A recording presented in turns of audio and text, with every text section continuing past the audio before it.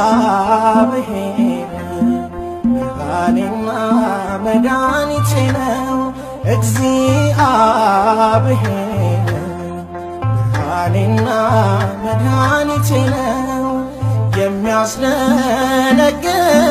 የሚያስፈራኝ ማነው? የሚያስደነግጠኝ የሚያስፈራኝ ማነው? አምላኬ መመኪያዬ ነው።